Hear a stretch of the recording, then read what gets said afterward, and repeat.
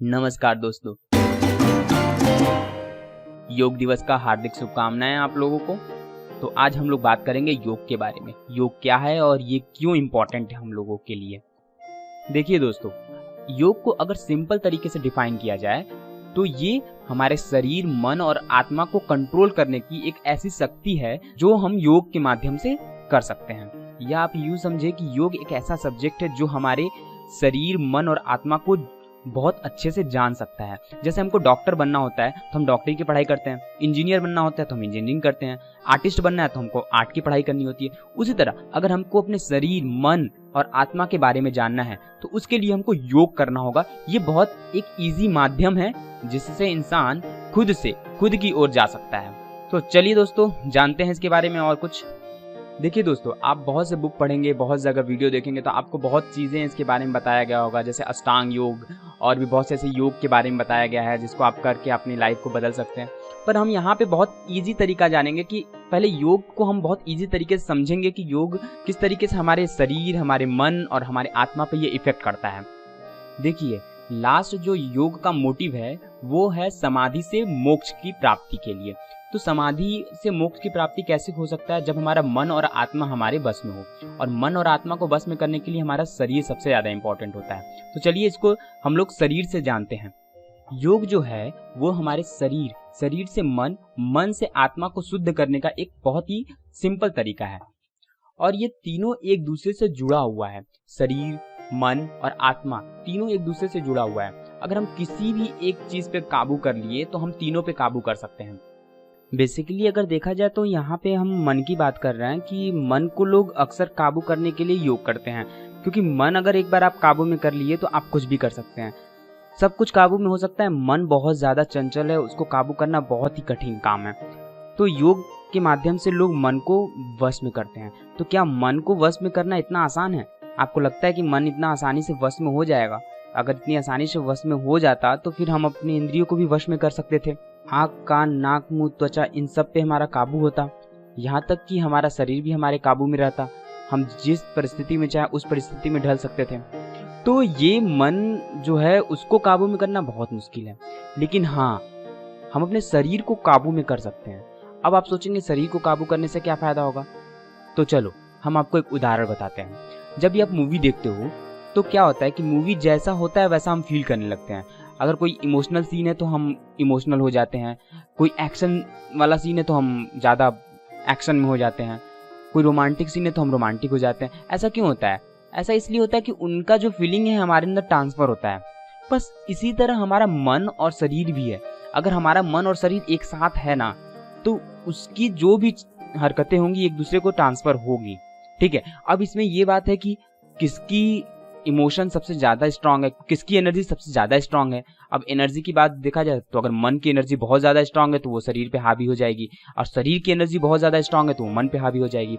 तो इसीलिए मन की एनर्जी को ताकतवर बनाने के लिए हम लोग योगा करते हैं, यानी शरीर के ढेर सारे एक्सरसाइज करते हैं जिसमें शरीर को हम पूरी तरह मोड़ लेते हैं, शरीर को बहुत ज़्यादा ताकतवर बनाते हैं, दृढ़ बनाते हैं। इसलिए दृढ़ बनाते हैं क्योंकि अगर हम जैसे जैसे शरीर को दृढ़ बनाते जाएंगे तो शरीर की जो ताकत है वो बढ़ती जाएगी, शरीर की पावर बढ़ती जाएगी, और जैसे जैसे शरीर की पावर बढ़ती जाएगी वो हमारे मन पे हावी होता जाएगा, और वो एक बार मन पे हावी हो जाएगा तो मन भी हमारे शरीर के मुताबिक चलने लगेगा। ये तो बात हुई हमारी एक्सरसाइज की। अब एक्सरसाइज किस तरीके से किया जाए?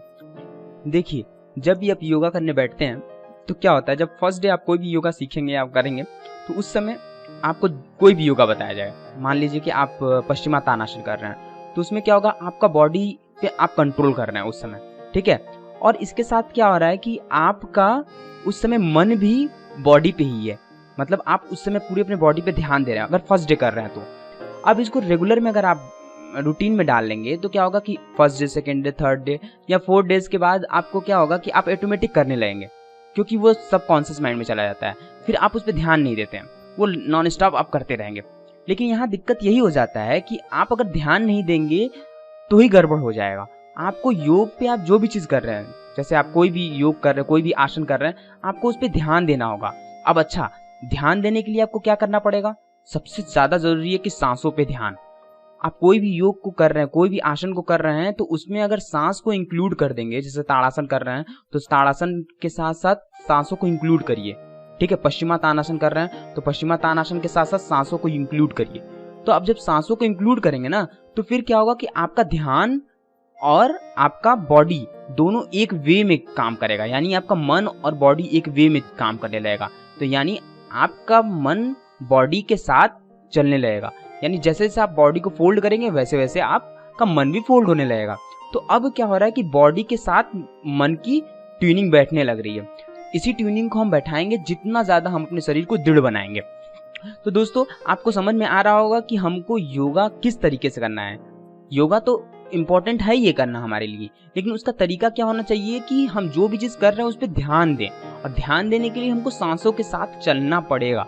ठीक है, अब हमको एक स्टेप ऊपर उठना होगा। अभी तक आप क्या कर रहे थे? अभी तक आप एक्सरसाइज कर रहे थे, योग का कुछ पोजीशन कर रहे थे, पश्चिमातानासन कर रहे थे, या जो भी ताड़ासन कर रहे थे, चक्रासन कर रहे थे, हलासन कर रहे थे, कोई भी आसन आप कर रहे हैं, उसके साथ अब आपको सांसों का भी खेल खेलना होगा।